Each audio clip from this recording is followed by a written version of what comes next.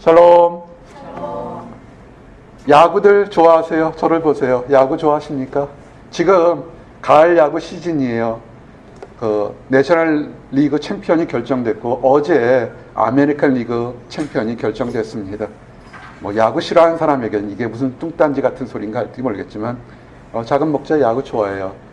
그래서 어제 모든 팀들의 적인 뉴욕 양키스가 아메리칸 리그 결승에 올라갔고 휴스턴이란 팀이 휴스턴 애스트라는 팀이 정말 2005년에 한 번 그리고 1968년에 한 번 결승전에 올라가가지고 정말 꿈이냐 생시냐 하고 있었습니다. 근데 결론은 정말 2005년에 한 번 그리고 1968년에 한 번 했던 휴스턴의 애스트로 팀이 이번에 결승전에 올라갔어요. 아메리칸 리그 챔피언이 됐습니다. 재밌잖아요. 늘 잘하는 팀 말고는 못하는 팀이 올라가는데. 근데 이 작은 목자에게는 하나의 관심이 하나 있었어요. 거기에 야구팀에 두 사람이 하나 있는데 하나는 아주 작은 선수가 있어. 키가 5feet 6inch 밖에 안 되는 선수가 있는데 너무너무 잘해요. 정말 야구 선수가 제일 잘할 텐데 그 선수가 안타 치고 홈런 치면 이기는 거예요. 어제도 그 선수가 치는 바람에 이겼어요. 그리고 또 하나, 여러분들이 이 선수를 알게 되면 야구의 광팬일 거라고 봅니다. 좌시 레딕이라는 선수가 있어요. 난 이 선수를 유심히 기억을 해요. 왜냐하면 나는 사람 얼굴이나 이름을 참 기억하지 못하는 그런 병이 있는데 이 선수를 기억합니다. 2006년에 이 보스턴 레드삭스 팀에 아주 신인 선수로 막 활약했어요. 아주 그 레드삭스에는 쟁쟁한 선수들이 많은데 어떻게 한번 살아보려고 쟁쟁한 선수들 보면 살아보려고 열심히 하는 모습이 기억이 돼서 그 이름을 기억하고 있습니다. 근데 워낙 잘하는 선수가 레드삭스에 많으니까 여기저기로 계속 트레이드 됐어요. 근데 이 휴스턴 팀에 와 있는 거예요. 근데 문제는 뭐냐면 자막에 계속 나오는 게 있습니다. 이 페넌트 시리즈에서 수번 나와서 안타를 못 친 유일한 선수라고 기록이 되는 거예요. 참 망신이에요. 뭐냐면 1968년 이후로 수번째 타석에 나와서 안타를 하나도 못 친 거예요. 아마 그거는 깨지지 않을 거예요.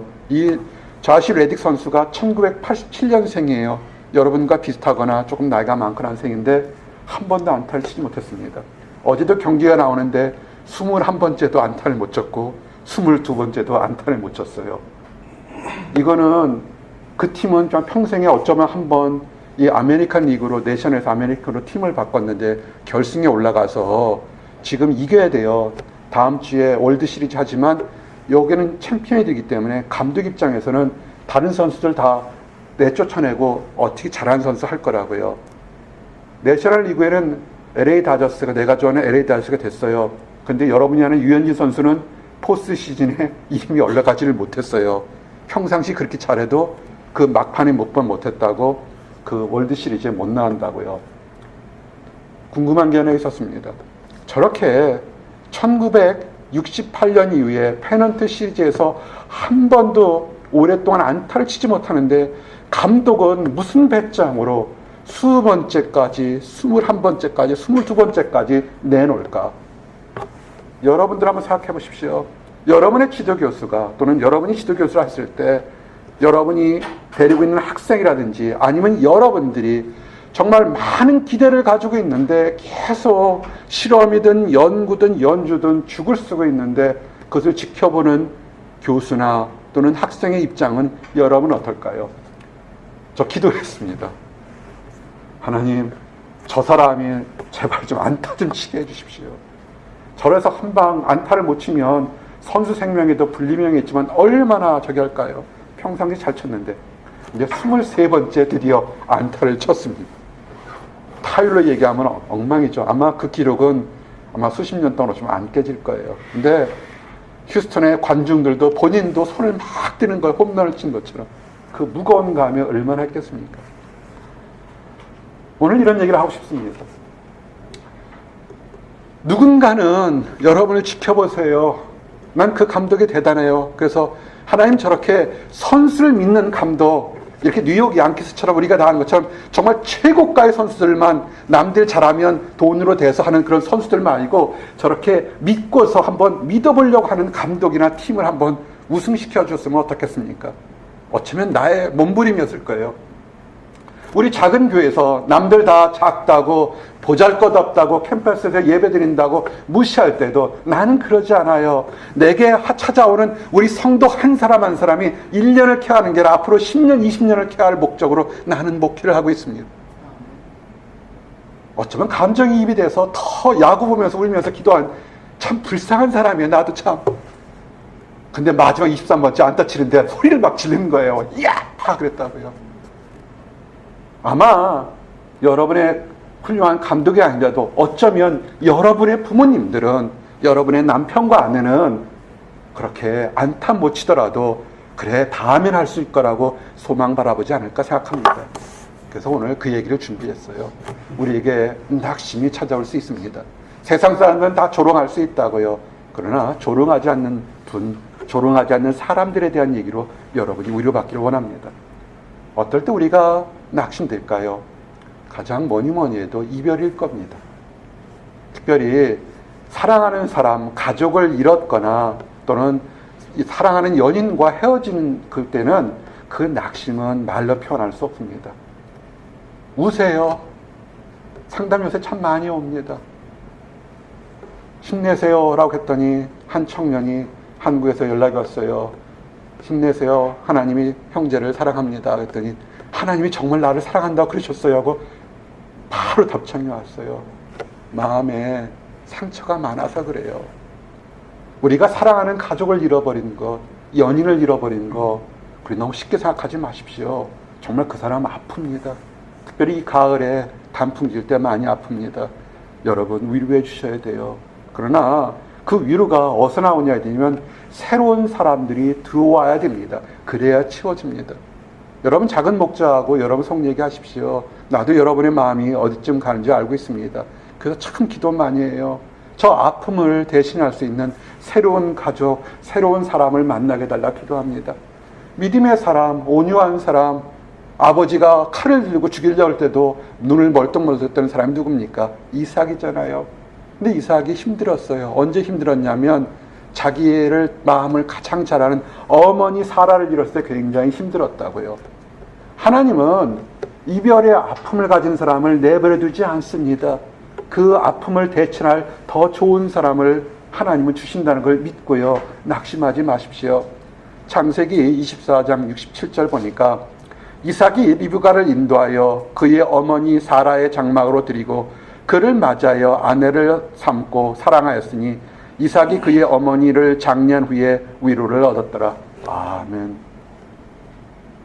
그냥 결혼한 것만이 인생의 전부가 아니라 하나님은 어머니를 잃고 힘들어하는 이삭에게 어머니로 대체할 수는 없지만 새로운 가정의 역할과 새로운 사랑할 새로운 존재를 준다는 겁니다. 여러분, 이 하나님의 섭리를 믿으시기 바랍니다. 더 힘든 사람이 있었죠. 롯입니다. 이방 여인이에요. 믿음의 유대인과 결혼했는데 다 죽었어요. 그의 시아버지도 죽고 형제들도 시아주버니 죽고 자기 남편도 죽었습니다. 쫄딱 망했습니다. 시어머니가 얘기해줘. 너는 이쁘고 젊으니까 너희 동네 가서 제가해서 새로운 삶을 살아라. 근데 이 롯에게는 딱 하나 하나님을 믿는 그 믿음이 생겨가지고 내가 굶어 주어지은정 나는 어머니 시어머니와 함께 그 땅에 가겠습니다. 가서 굉장히 고생을 많았죠. 지금도요 여자들이 혼자 돼서 일하는 거 정말 힘들 텐데 지금부터 수천 년 전에 여자가 혼자서 과부들이서 뭘 먹을 게 있겠습니까? 참 힘들고 낙심하고 내가 왜 이런 결혼했을까 했지만 그래도 이 롯에게는 내가 죽을지언정 하나님을 아는 것에 대한 위로와 소망이 있고 하나님을 어머니 나오미를 잘 섬겼다고요. 그럴 때 그의 먼 친척 보아스를 만났다고요. 그 보아스가 이삭 죽게 하는 것을 보고서 보아스가 롯에게 이렇게 얘기를 합니다. 룻기 2장 11절 13절 보니까 보아스가 그에게 대답하여 이르되 네 남편이 죽은 후로 내가 시어머니에게 행한 모든 것과 내 부모와 고국을 떠나 전에 알지 못하던 백성에게로 온 일이 내게 분명히 알려졌느니라. 여호와께서 내가 행한 일에 보답하시기를 원하며 이스라엘의 하나님 여호와께서 그의 날개 아래에 보호를 받으러 온 내게 온전한 상 주시기를 원하노라 하는지라. 롯이 이르되 내 주여 내가 당신께 은혜를 입기를 원하나이다. 나는 당신의 하녀 중에 하나와도 같지 못하오나 당신이 이 하녀를 위로하시고 마음을 기쁘게 하는 말씀을 하셨나이다 하니라. 아멘. 여러분, 우리가 위로를 하나님이 하시는데요, 참 신기하게도 어떻게 하냐면 하나님은 위로를 하나님이 택한 사람들을 통해서, 선한 사람들을 통해서 한다는 것을 여러분 아셔야 됩니다. 낙심들고 힘들 때요, 혼자 있으면 그건 마귀만 좋아하는 거예요. 하나님의 사람들에게 오세요. 그런데 중요한 건 뭐냐면 우리가 낙심들고 이럴 때, 주변에 사람들이 있을 때 어줍지 않게 위로하지 마십시오. 어떻게 위로하냐면 진실되게 위로하는 것은, 그 진실된 말의 위로는 그 부드러운 영혼을 완전히 새롭게 위로한다는 것입니다. 보아스가 그렇죠. 얘기하지 않습니까? 내가 너희 죽은 그 가족들과 너희 시어머니에게 얼마나 하는 것에 대해서 알고 있기 때문에 하나님이 너를 복주기를 원한다고 이렇게 얘기를 합니다. 롯도 사람이잖아요. 자기가 힘들고 어려운 가정에서 과부인 시어머니와 자기 삶과 하나님을 섬겼던 걸 누군가, 그래 지금 네가 힘들지만 네가 가고 있는 길이 올바르다고 격려해주면 얼마나 큰 힘이 되겠습니까? 하나님이 보아스를 통해서 얘기했을 때 롯이 그 말을 듣고 그 마음을 듣고서 정말 기뻐하면서 내 마음을 기쁘게 했다라고 하는 것입니다. 여러분이 낙심된 적이 있습니까? 아니면 주변에 낙심한 사람이 있습니까? 진실되게 하나님의 이름으로 그 사람을 위로해 주십시오. 그것이 그 죽을 겨우에 있는 한 사람을 위로하는 겁니다. 지금 다른 사람보다 하나님을 잘 섬기면서도 형통하지 못하고 얻지 못한다고 낙심하지 마십시오. 하나님은 합니다. 아직 보아스 같은 사람이 직접 여러분에게 찾아와서 얘기하지 않은 것뿐일지는 모르지만 하나님은 어떻게 하나님을 섬기며 힘들고 어려운 가정에서 믿음대로 살려고 노력한 것을 위로하실 겁니다. 이것을 아는 사람들이 있습니다. 이렇게 아는 사람들, 우리는 믿음에 합한 사람, 하나님이 기뻐하는 사람, 이렇게 얘기를 합니다. 그런 사람 중에 대표적인 사람이 다윗이 있습니다. 시편 71편 20절 21절 보니까 우리에게 여러 가지 심한 고난을 보이신 주께서 우리를 다시 살리시며 땅 깊은 곳에 다시 이끌어 올리시리이다. 나를 더욱 창대하게 하시고 돌이키사 나를 위로하소서. 아멘. 여러분, 하나님의 마음은요, 낙심한 자가 어떻게 한지를 알고 있기 때문에 때가 되면 축복할 거라고 얘기하시는데 다윗은 그것을 알았습니다.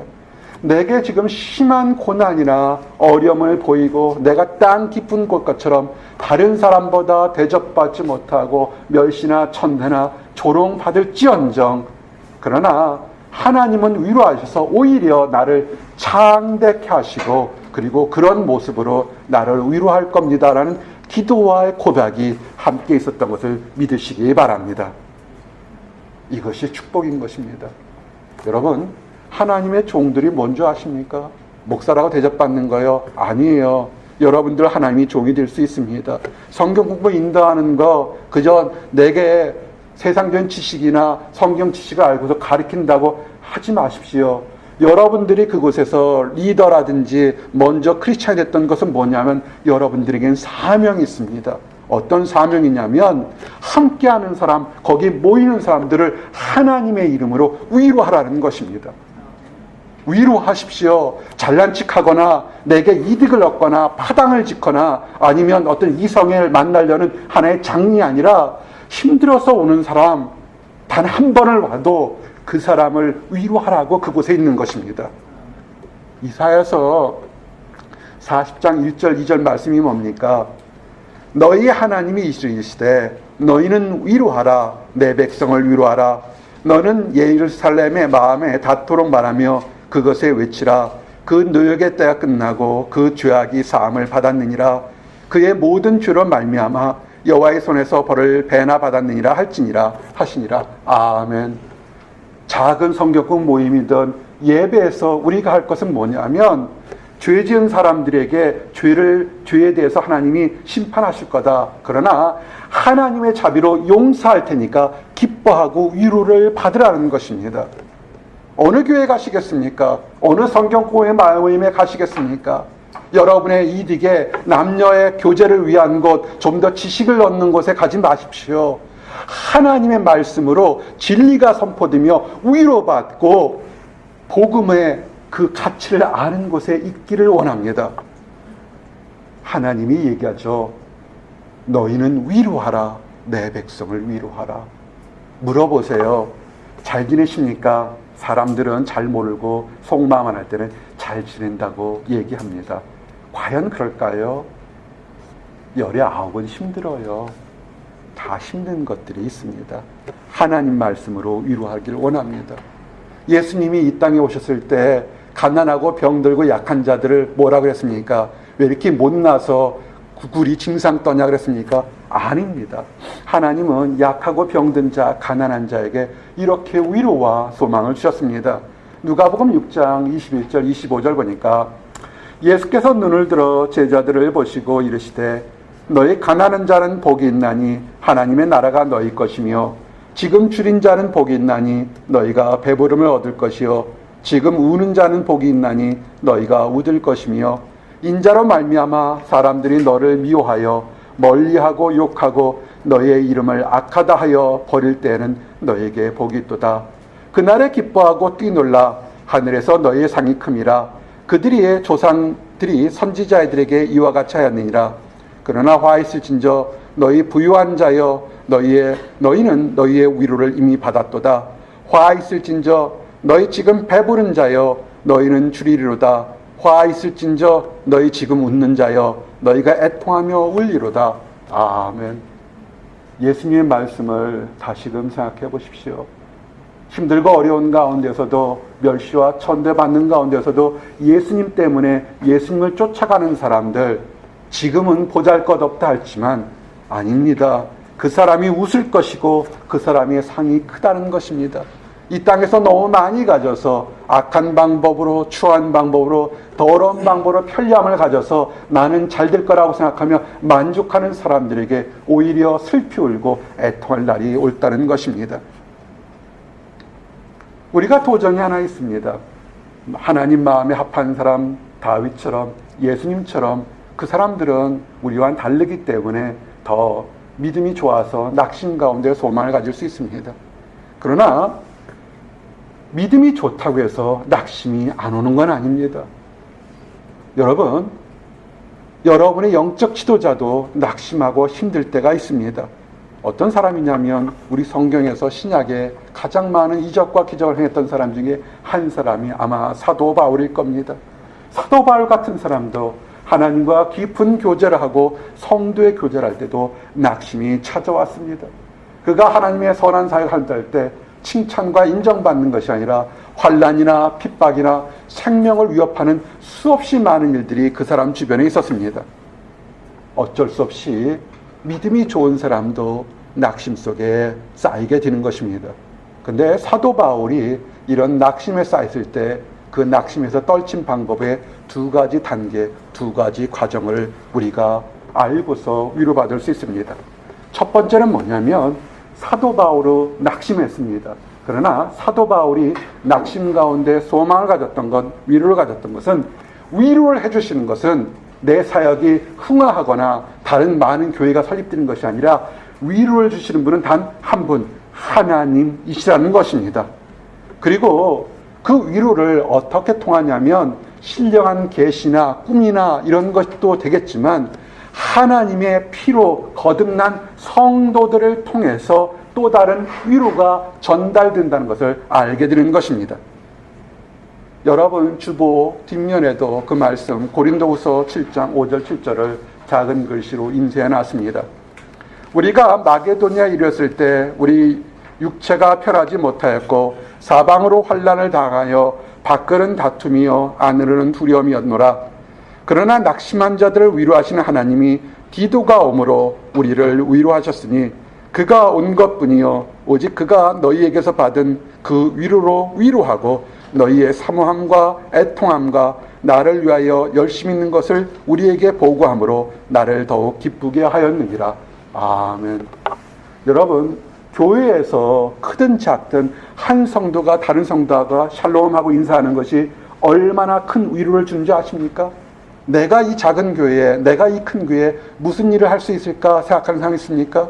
여러분의 존재 가치가, 거듭난 존재 가치가 엄청나게 누군가 지친 사람에게 위로를 줄 수 있다는 것을 아시기 원합니다.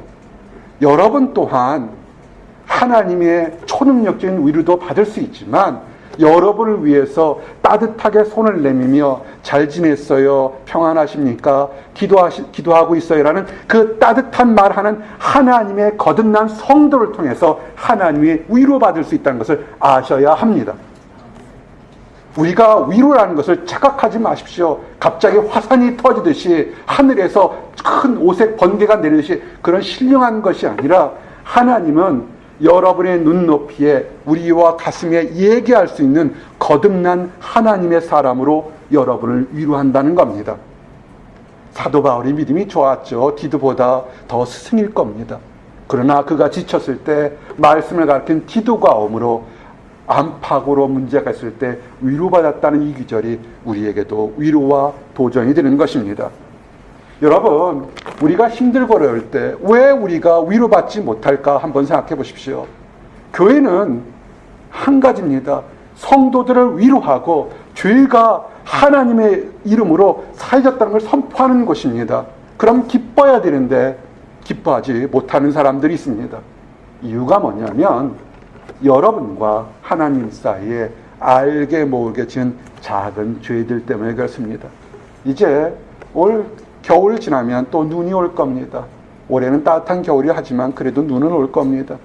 눈은요, 나뭇가지나 다른 곳에 살 때 척게 내릴 때는 눈에 부피가 없습니다. 그러나 눈이 쌓이게 되면 그 눈의 무게는 사람이 감당할 수 없을 정도로 큰 무게가 되게 됩니다. 그래서 나뭇가지가 부러지고 나무 허리가 부러지고 지붕이 무너지는 것을 보게 됩니다. 우리가 하나님 안에서 낙심 가운데서도 위로를 받아야 되는데 금방 받지 못하는 것은 나와 하나님 사이에 뭔가 해결되지 못한 죄나 허물이 처음에는 아주 작게 그러나 쌓여서 나중에는 감당할 수 없는 무게로 눌리기 때문에 낙심 가운데서도 위로와 소망을 얻지 못하는 것입니다. 그래서 시편의 저자는 이렇게 외쳤습니다.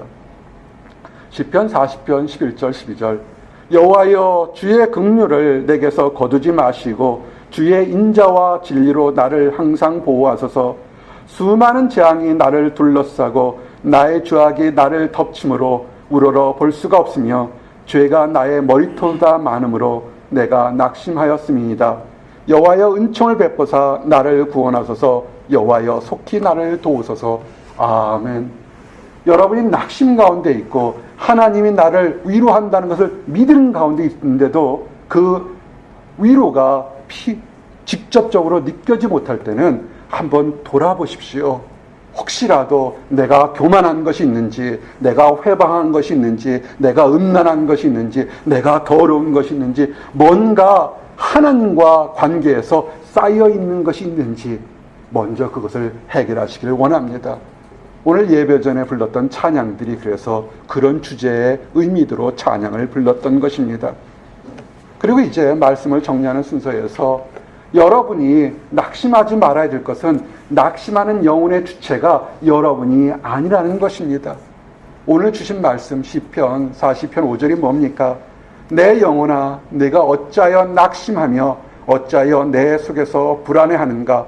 너는 하나님께 소망을 두라. 그가 나타나 도우심으로 말미암아 내가 여전히 찬송하리로다. 아멘.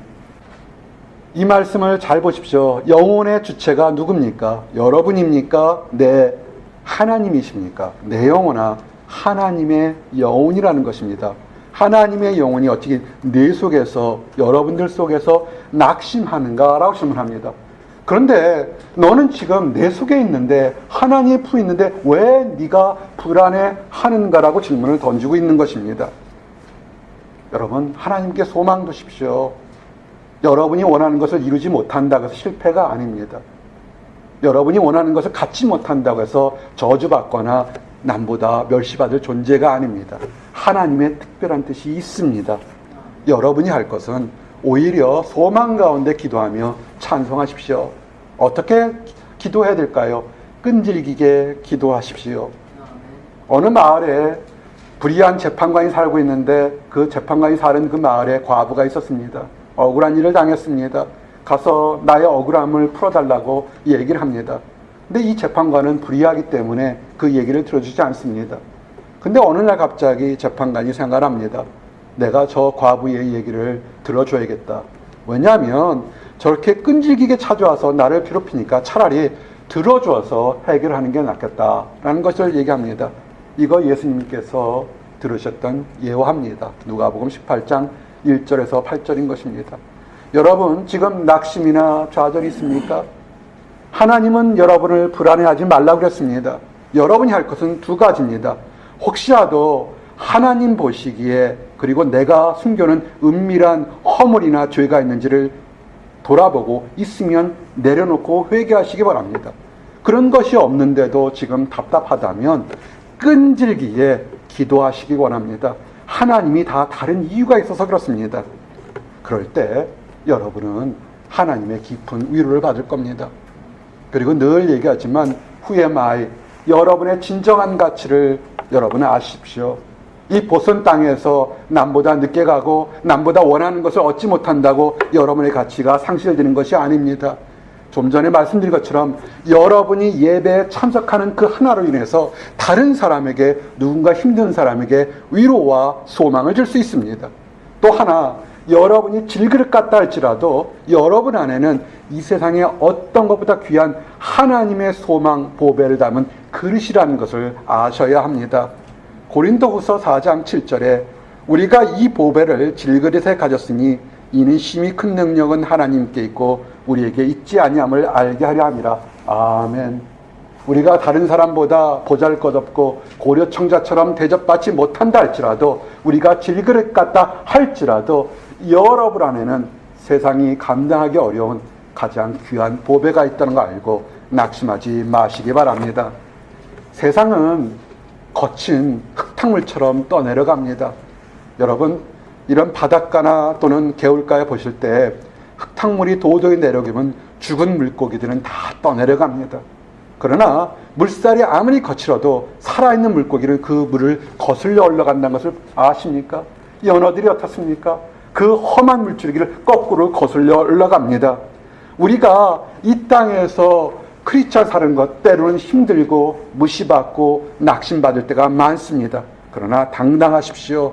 우리는 하나님 안에서 여러분에게 생명이 있다는 걸 알고 에베소서 3장 13절처럼 그러므로 너에게 구하노니 너희를 위한 나의 여러 환난에 대하여 낙심하지 말라. 이는 너희의 영광이니라. 아멘. 우리 크리스찬들이 이 땅 살면서 낙심스러운 모습들을 보일 수가 있습니다. 아니요, 그렇지 않습니다. 우리에게는 생명이 있어서 낙심을 뛰어넘어 소망을 가지고 하나님 나라에 갈 수가 있는 것입니다. 그래서 여러분들에서 믿음 안에 승리하는 우리 모든 사람들이 돼서 낙심 대신에 찬양과 기도로 소망 갖기를 원합니다. 기도하시겠습니다. 하나님 감사합니다. 정말 우리가 이 세상 살면서 조롱받고 멸시받으며 그것이 상처가 되어서 깊은 낙심이 될 때가 있습니다. 이별의 아픔으로 우리가 낙심이 될 때 있습니다. 아버지, 우리 마음을 아시는 하나님께서 하나님의 때에 하나님의 방법으로 더 좋은 환경과 사람들을 보내주실 것이며 하나님의 사람들을 통해서 위로와 소망을 갖게 하심이나 감사합니다. 우리가 하나님의 아버지 귀한 보배를 받은 그런 그르심을 깨닫고 당당하게 살아갈 수 있도록 인도하여 주시옵소서. 우리 주변에 하나님을 알지 못하면서 이 세상의 모든 것을 가졌다고 자랑하는 사람들을 오히려 불쌍히 여기며 그들에게 하나님의 진리를 전파하며 그들도 참된 기쁨을 맛볼 수 있도록 허락하여 주시옵소서. 감사합니다. 예수 그리스도를 받들어 기도했습니다. 아멘.